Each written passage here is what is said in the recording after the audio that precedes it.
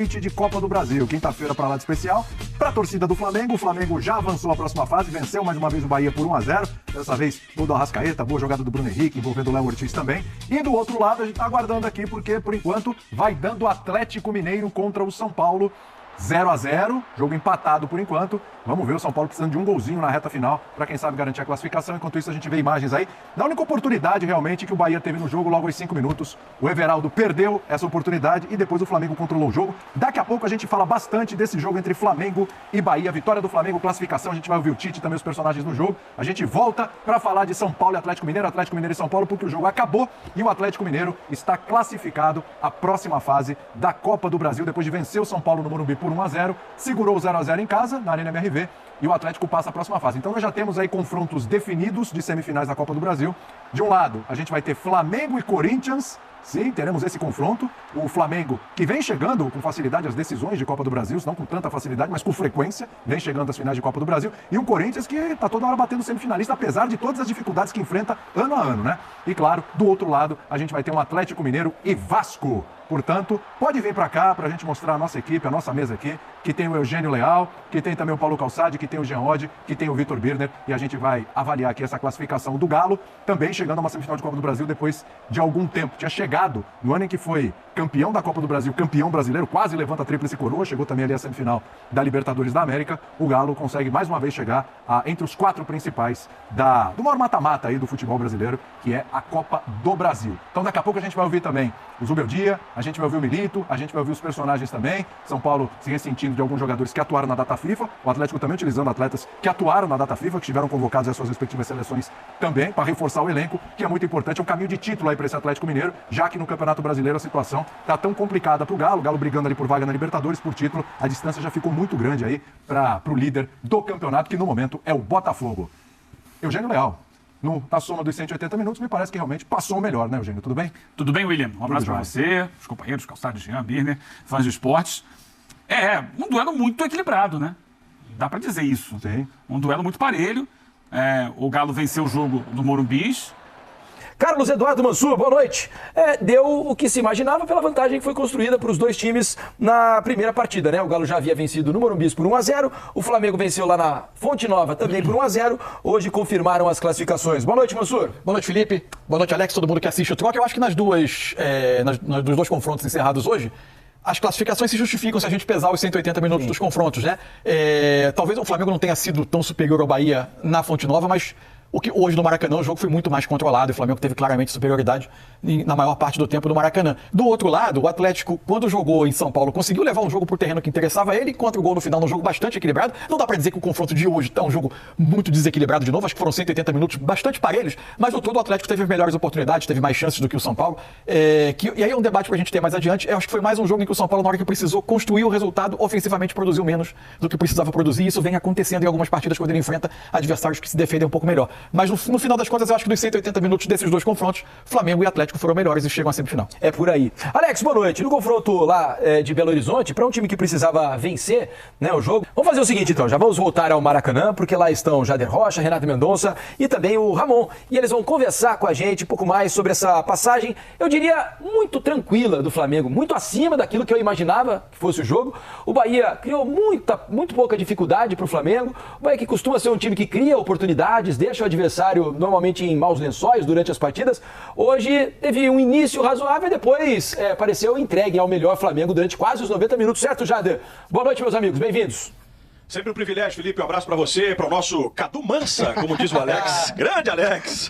Abraço, gente. Abraço para o pessoal que tá em casa acompanhando aí o Troca. E assim, né? A bola pune, já diria Muricy Ramalho. E o Bahia teve a grande chance lá com 2, 3 minutos. O Everaldo teve a oportunidade, depois de uma jogadaça do Everton Ribeiro, não converteu e a partir daí o Flamengo começa a consolidar essa vitória de novo, né? Para chegar a mais uma semifinal na história, a 17ª, quarta consecutiva, mas vou deixar a análise para quem entende do riscado, Renata e sua inseparável Malu, e também o nosso Ramon. Vamos começar a falar então dessa classificação, da maneira como o Flamengo chegou para a semifinal vencendo de novo o Bahia? Bora, Jader. Boa noite, né? Mais uma vez, boa noite aos amigos do Troca. Acho que foi uma classificação tranquila porque uma atuação muito segura e consistente do Flamengo aqui. Essa foi a única jogada que o Bahia conseguiu construir e que levou de fato perigo ao gol, apesar de não ter sido no gol, mas levou perigo ao gol do Flamengo. Foi um grande passe, né, do Everton Ribeiro, que conseguiu se desvencilhar da marcação e deixou o Everaldo na cara do gol. Depois disso, foi praticamente controle total do Flamengo, porque o Flamengo pressionou no primeiro tempo a saída de bola, não deixou o Bahia, fechava as linhas de passe, né, não deixava o Bahia confortável para construir, fechou todo o jogo por dentro do Bahia, que é essa característica, né, de Jean Lucas, de Cauli, de Everton Ribeiro. Toda essa troca de passes, ela estava congestionada, porque Everton Araújo fez um grande jogo, Léo Ortiz fez um grande jogo, o Wesley ajudou muito pelo lado direito, o Ayrton Lucas pelo lado esquerdo, estava muito fechadinho, muito compacto o Flamengo. E aí o Flamengo construiu as melhores chances, tanto no primeiro quanto no segundo tempo, e mereceu para mim a classificação. Eu tô também primeiro, boa noite. Cadu Mansa, Alex e Diniz. Adotamos agora. Exatamente. Eu tô com a Renata também, né? Assim, em relação ao Bahia, eu achei o Bahia pouco agressivo na marcação, dando muito espaço, principalmente na construção dos zagueiros, né? Fabrício Bruno e Léo Pereira trabalhando com muita tranquilidade, né? Boa partida da dupla de volante, Everton Araújo e Léo Ortiz conseguiram proteger muito bem essa zaga, fechando esses espaços. E em relação ao Bahia, eu acho que o Bahia, eu falei isso no pré-jogo, eu acho que falta, são características desses jogadores, mas falta o Bahia ter um jogador que agrida o último terço, que chegue, que faça a defesa do Flamengo ou do adversário, que seja correr para trás. O time do Bahia fica com a posse de bola, mas de intermediária a intermediária. E hoje não causou nenhum perigo ao Flamengo. Só para finalizar minha fala e dizer o quão ineficiente foi o Bahia não finalizou nenhuma vez no alvo, meus amigos. E isso aí, para um time que está jogando um jogo eliminatório, é muito ruim. E só para complementar sobre os números, né? A gente falava, inclusive, no nosso aquecimento, quanto esse Bahia do Rogério Ceni era agressivo no ataque, né? Criava muitas oportunidades, só que era ineficiente. No primeiro jogo lá em Salvador, a gente viu um jogo muito aberto e com várias finalizações do Bahia. Acho que foram 17, uma coisa assim. Nesse jogo aqui, o Bahia chegou a 8 finalizações e nenhuma no alvo. E assim, no segundo tempo demorou muito para conseguir alguma finalização. O Flamengo conseguiu ser muito efetivo na ideia de deixar o Bahia longe da sua área, né? Se for para finalizar, não vai estar aqui dentro. Então, esse foi a parte defensiva mais importante do Flamengo, né? Por isso que para mim foi uma partida muito cara de Tite, assim, porque um time que sabia criar, que levou perigo nas chances que criou, que aproveitou bem as movimentações do Bruno Henrique, que hoje jogou como esse cara. Ele não é uma referência no ataque, mas as dinâmicas do Flamengo mudaram para que houvesse chances criadas, e ele participa diretamente do gol, né? Ele que cria a oportunidade para o Arrascaeta, e defensivamente fez um jogo perfeito. Anulou o principal ponto forte do Bahia, que era essa troca de passes por dentro. O Rogério Ceni faz as trocas para mim até um pouco tardiamente, assim, acho que o Ademir já tinha que ter entrado no intervalo pela característica que o jogo estava pedindo, e quando entram os jogadores que o Rogério colocou, o jogo não muda de cara, né? O Flamengo já estava posicionado mais para contra-atacar, continuou anulando as opções ofensivas do Bahia. O Ademir teve algumas oportunidades, o Ratão pouco recebeu bola, o Lúcio Rodrigues também ficou procurando a bola, e aí, enfim, foi um jogo, o segundo tempo foi tranquilo, a partir do gol, então nem se fala. Agora, tem um negócio que me chama muito a atenção, que é essa estatística que está na tela. O Rogério, pelo São Paulo, pelo Cruzeiro e pelo Fortaleza, ele tenta ganhar do Flamengo, mas não está conseguindo. 14 jogos, 14 derrotas. Em nenhum desses jogos o Flamengo sofreu 2 gols e em nenhum desses jogos o Flamengo deixou de marcar pelo menos um gol. Vai dormir remoendo esse negócio, deve ser um troço chato. E o Bahia não vence o Flamengo há 5 anos, né? A última vitória do Bahia foi no Brasileiro, em 2019, 3-0 na Fonte Nova, né? O Bahia com 3 gols do Gilberto, 2 da Juventude. Exatamente, né? O Rogério Ceni, com certeza, competitivo que deve estar desesperado com esse tabu que ele precisa quebrar, né? E só também para finalizar rapidinho, vale destacar também fisicamente o Flamengo hoje. Pareceu o Flamengo muito descansado, muito coordenado, com as suas ações muito intensas, tanto ofensivas quanto defensivas. E, Jader, ainda falando um pouquinho do Flamengo, né? Desde aquele jogo contra o Palmeiras, talvez, aqui na Copa do Brasil, aquele 2-0, que o Flamengo não tinha uma atuação tão consistente, então acho que isso é um ponto importante. E só para falar do Rogério Ceni, nosso amigo PVC nos lembra que a primeira demissão da carreira de treinador do Rogério Ceni veio depois de uma derrota pro Flamengo 2-0 em cima do São Paulo em 2017. Mas não vai acontecer dessa vez, não vai acontecer, né? Eu acho que nem outro contexto, né? Outro outra contexto. Mas assim, ele vai, vou falar o que vai acontecer na coletiva. Ele vai fingir que não se importa, que são 14 jogos e 14 derrotas. Ele vai fingir que não se importa, mas é óbvio que incomoda. Não, é óbvio sem dúvida. E assim, né? Eu sei que vocês vão falar aí, Diniz, Mansur e Alex, ainda um pouco mais a respeito do jogo, mas só para deixar também essa pequena projeção. Vocês imaginam como vai ficar o Maracanã no domingo aqui com esse Flamengo e Vasco pelo Campeonato Brasileiro, os 2 times classificados, embalados, e um Bahia pressionado, pegando um Atlético em casa, o Atlético que agora também vem de uma classificação. 3 dias, né? E aquela coisa de tentar absorver, seja pro lado bom ou ruim, mas é o calendário brasileiro que não perdoa e a gente vai ter, então, esse Flamengo e Vasco e um Bahia e Atlético Mineiro já no final de semana.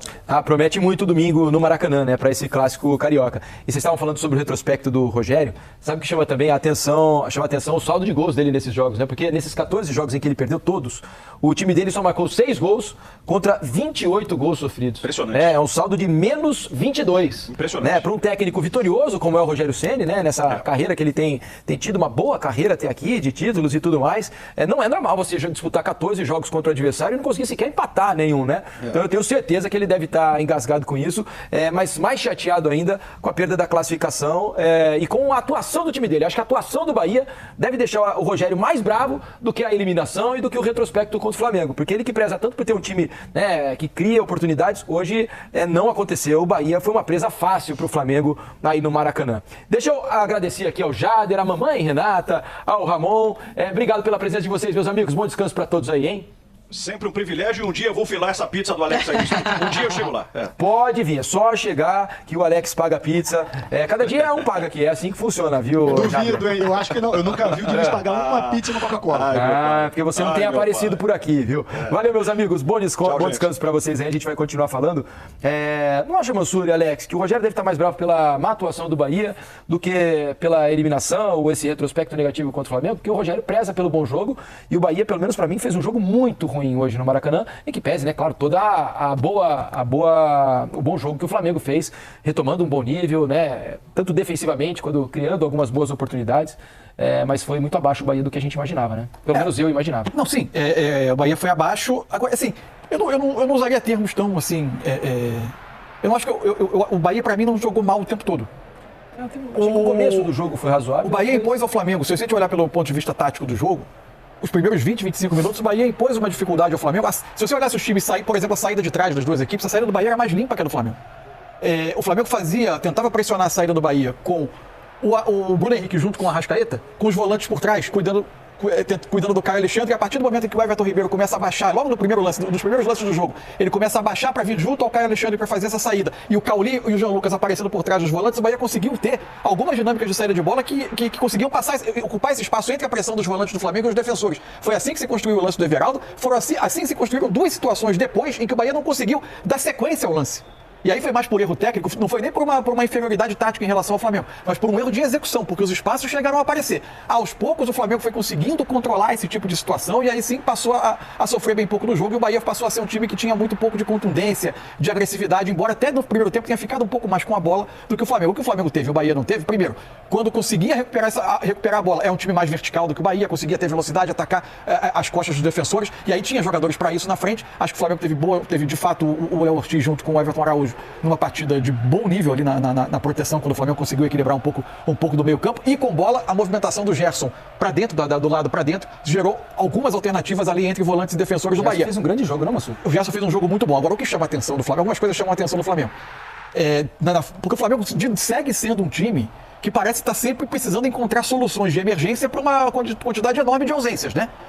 Hoje, de novo, o Léo Ortiz, que com bola para um zagueiro que atuando como meia, ele tem uma qualidade com bola. Essa metida de bola no lance do gol é impressionante para um jogador e ele teve que pensar rápido, né? Porque ele tenta a bola volta nele, ele de primeira acha o passe. E o gol mostrou para mim, tanto o gol como depois esse lance que a gente estava vendo agora, que era já um contragolpe na hora que o Bahia se expunha um pouco mais, o que o Bruno Henrique pode dar na posição de atacante, porque até ali o jogo mostrava que ele não podia dar. Ele, como 9 de referência, para mim ele teve muita dificuldade o primeiro tempo inteiro de entrar no jogo.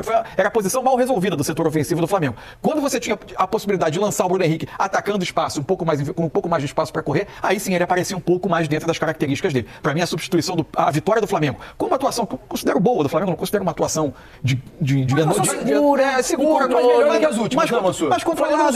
Sofreu pouco, mas eu não acho uma atuação, não qualificaria como uma atuação excelente do Flamengo. Não foi suficiente para conquistar a classificação com tranquilidade hoje.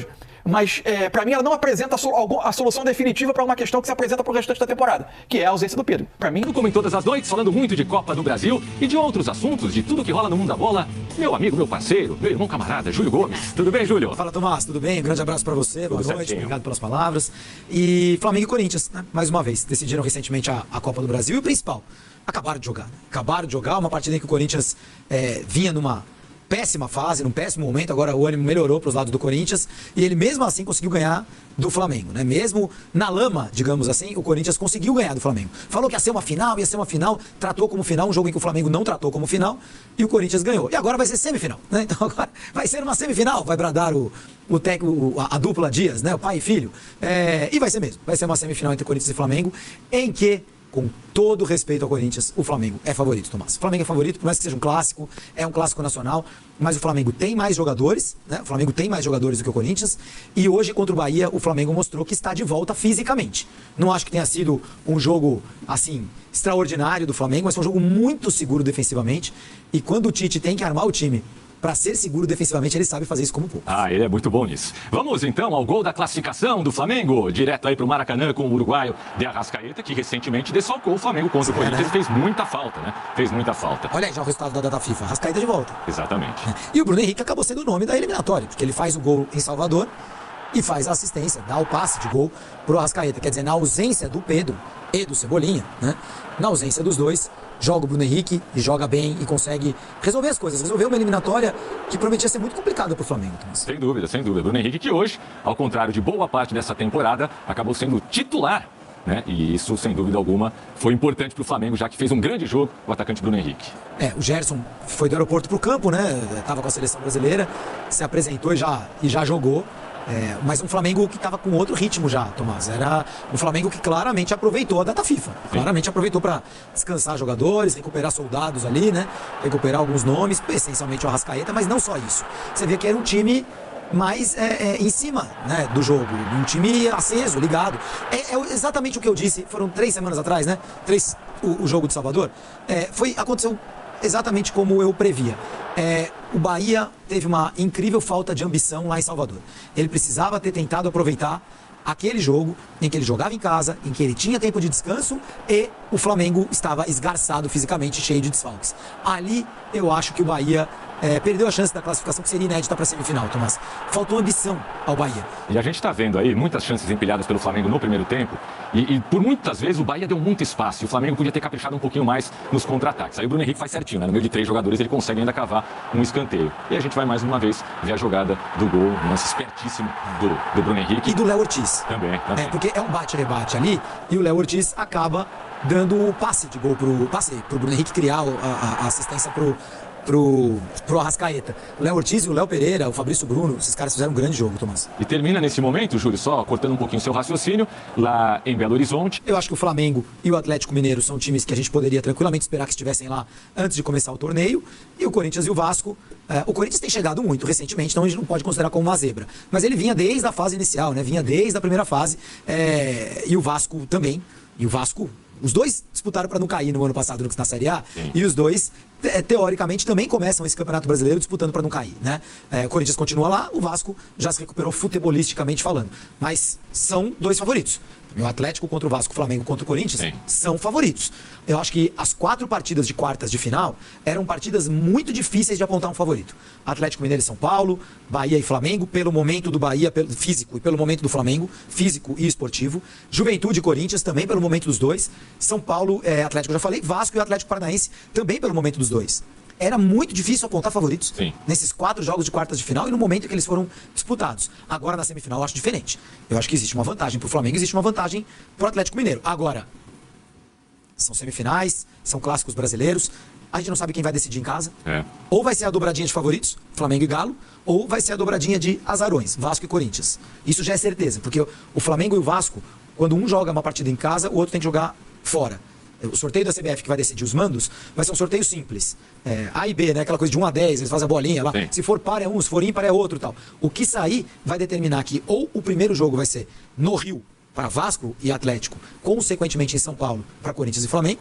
E aí Flamengo e Atlético decidiriam em casa, a gente está vendo a chave aqui, ou o contrário, né? Ou vai ser no Rio para Flamengo e Corinthians, consequentemente em BH para Atlético e Vasco, consequentemente decidiriam em casa Vasco e Corinthians, né? Então, principalmente se Flamengo e Atlético Mineiro ganharem o direito juntos de decidir em casa, Tomás, eles são mais favoritos ainda. Se Vasco e Corinthians tiverem essa vantagem de decidir em casa a partida de volta, equilibra mais as 2 séries. Olha que interessante, Júlio. A gente tem de um lado um tetracampeão e um tricampeão. E do outro lado um bicampeão e um campeão. Vasco campeão, Atlético bi, Corinthians tri e Flamengo tetra. A gente pode ter 10 títulos então. A gente pode ter um revival de uma decisão de Copa do Brasil. Flamengo e Vasco já decidiram Copa do Brasil. Sem falar que é um clássico carioca. A gente pode ter Corinthians e Vasco, que seria uma história fantástica, né? Os 2 underdogs, os 2 azarões chegando a essa final. Já foi final de Campeonato Mundial. Poderíamos ter Flamengo... Que se odeiam, hein? Torcidas que se odeiam, né? E poderíamos ter aquela que para muita gente é a maior rivalidade interestadual do Brasil, Flamengo e Atlético Mineiro.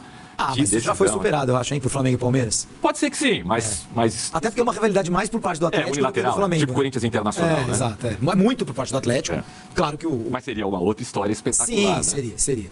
E dois dos times que têm estado ao lado do Palmeiras nas principais posições de disputa de título no Brasil nos últimos anos. Agora eu vou falar uma coisa pra você, viu? O Palmeiras... E Atlético Mineiro e Corinthians você não citou, já foi final de Campeonato Brasileiro. Esse é um jogo de muitas histórias e 99% delas favoráveis ao Corinthians, né? Talvez a maior freguesia da história do futebol brasileiro entre times de estados diferentes. E de grandões, né? De times grandes, times grandes. O Corinthians realmente costuma se dar muito bem contra o Atlético Mineiro. Eu acho que a final mais provável é Atlético e Flamengo. Também acho. Se Vasco e Corinthians tiverem... E isso repito, é obrigatório. Se Vasco e Corinthians tiverem a chance de decidir em casa, não pode ser um ou outro. Serão os dois ou não será nenhum dos dois, né? Então, se Vasco e Corinthians tiverem a chance de decidir em casa, eu acho que isso se equilibra. O Corinthians muito forte em Itaquera. O Vasco, não sei se levaria essa semifinal para o Maracanã, enfim, ou jogaria em São Januário, mas de qualquer maneira também exerceria uma pressão muito grande sobre o Atlético. E eu acho que o Atlético conseguiu... Bom, a gente ainda está no Flamengo e Bahia, né? Daqui a pouco a gente fala de Atlético e São Paulo. Mas o Atlético conseguiu, contra o São Paulo, ter uma condição, jogar fora de casa de um jeito mais defensivo, achar um gol e depois poder em casa, com apoio da sua torcida, neutralizar a pressão do São Paulo. Falei administrar segundo antes do GP. Olha aí, que ele foi muito favorável. Deu muito certo pro Atlético ter jogado a primeira fora e a segunda em casa contra o São Paulo. Então são semifinais interessantíssimas de clubes muito populares do futebol brasileiro. Estatísticas de Flamengo 1, Bahia 0. A Arrascaeta foi pra rede, deu a classificação pro Mengão, que teve menos posse de bola, só que mais finalizações, 11-8. Finalizações corretas, aí foi um banho, 5-0. O Bahia não conseguiu dar um chute a gol e o interessante, a gente viu nos melhores momentos. No começo do jogo, o Bahia tem uma chance muito clara com o Everaldo. Muito clara, comecinho do jogo. Enfiada do Jean Lucas e o Everaldo acaba tentando tocar na saída do goleiro, que tanto faz, né? Se fosse o Rossi ou se fosse o Matheus Cunha. Matheus Cunha, porque não teve bola no gol. Mas ali poderia ter mudado a história da eliminatória. Aliás, o Everaldo perde a chance, nenhum chute a gol do Bahia. Matheus Cunha que jogou de novo, né? O goleiro das chamadas Copas. O goleiro da né? Copa do Brasil. Bom, 7 faltas para cada lado. E o detalhe, né? 7 escanteios, esse número para mim é muito significativo, porque o Flamengo teve menos posse e menos passes, né? Finalizações, há um equilíbrio, 11-8. Só que o Flamengo teve, além de mais finalizações corretas, 7 escanteios, o que mostra que o Flamengo foi muito mais incisivo, muito mais contundente nos seus contra-ataques. Precisou de menos tempo para contra-atacar, obviamente, é uma tendência, né? O time que contra-ataca mais, normalmente precisa de menos tempo para chegar ao gol do adversário. A gente tá com o errinho ali na posse, né? Porque a soma tá dando 102, deve ser 54-46 pro Bahia, pela quantidade de passes. 54-46 não é um super domínio de posse de bola, sabe, Tomás? Eu acho que o primeiro tempo o Flamengo, como eu disse, foi um time muito inteiro, fisicamente falando. Foi um time muito diferente do Flamengo que a gente tava vendo nas últimas 5 semanas, eu diria, né? Sim. Aquele Flamengo que foi lá pra altitude contra o Bolívar, sofreu pra caramba, né? Fez jogo, foi goleado pelo Botafogo, fez jogos super complicados no Campeonato Brasileiro por lesões, mas por parte física também. Eram as duas coisas, não eram só as lesões. Era lesão e parte física, até porque as lesões geraram uma quantidade maior de jogos dos jogadores que estavam tendo que tatuar toda semana. O Gerson faz 3 meses aí que não perde um jogo do Flamengo. Joga todas as partidas, né? E aí foi descansar com a seleção, lógico. Sim. Porque você tem um período maior de treino e não jogou tantos minutos com a seleção brasileira. Então foi um Flamengo mais inteiro, mas o Bahia, ele fez o jogo dele. Acho que o Bahia fez um jogo melhor hoje, no primeiro tempo. Quando sai o gol do Flamengo, no começo do segundo tempo, aí morreu a eliminatória, Tomás. A eliminatória morreu. O Bahia, 0 escanteios, 0 finalizações corretas, não conseguia infiltrar. E repito, Fabrício Bruno, Léo Pereira e o Léo Ortiz na frente dos dois fizeram um grandíssimo jogo. Eu já tenho dúvida se o Léo Ortiz não é melhor jogador do que o Pulgar, hein? Olha, é uma boa discussão. Não acho que seja uma discussão boba, não. E aí foram feitas algumas alterações pelo Tite também. Todo jogador do Flamengo cai no chão, dá aquele silêncio, né? Sim. O Maracanã não estava pegando no pé do time, o Maracanã muito mais pulsante, elétrico. Foi uma noite boa pro Flamengo. Essas noites de Copas, o Flamengo tem conseguido jogar. O Tite tem mostrado o seu valor, por mais que ele seja muito criticado pela crônica flamenguista, ele é muito criticado mesmo, alguns influenciadores que querem a cabeça do Tite de qualquer maneira. Eu acho que ele tem mostrado nesses jogos porque ele se notabilizou aqui no Brasil como um técnico vencedor, como um técnico campeão, como um técnico muito competente. Acho que no Campeonato Brasileiro ele toma algumas atitudes, toma algumas decisões mais discutíveis. Acho que o Flamengo não consegue embalar no Campeonato Brasileiro e acho que o Flamengo não vai ganhar o Campeonato Brasileiro, ao contrário do que eu achava antes dele começar. Mas nas Copas tem que dar o mérito pro Tite, né? A César o que é de César. Sem dúvida. A gente viu agora há pouco no GC que o Flamengo chega pela 4ª vez consecutiva à semifinal da Copa do Brasil. É uma façanha, né? Um número significativo. No ano passado, vamos tentar lembrar? No ano passado... O Flamengo... Não, o Flamengo ganha de alguém e Eliminado pelo São Paulo. Perde pro São Paulo. Na semi, certo? Isso. Não, Passa pelo Grêmio na semi? A final? Não, o Flamengo perde a final pro São Paulo. São Paulo e Flamengo, Só né? não lembro quem é que o São Paulo elimina na semifinal. Ele eliminou na ordem o Palmeiras e o... Não, São Paulo eliminou Palmeiras, Corinthians e Flamengo. Isso. Ah, sim. Quem que o Flamengo tira na semi? O Grêmio, segundo o o nosso Grêmio. Fernando Vitorino. Isso, o Grêmio do Renato. Isso, que é outro freguês do Flamengo. Exatamente. Assim como o Rogério Ceni. Podem se abraçar. Ir pra balada, né? O Renato gosta dessas. O Flamengo perde do São Paulo final, ganha do Corinthians a final de 2022. Agora 2021. Agora você me pegou. É o ano que o Atlético ganha a Copa do Brasil e o Campeonato Brasileiro, né? 2021.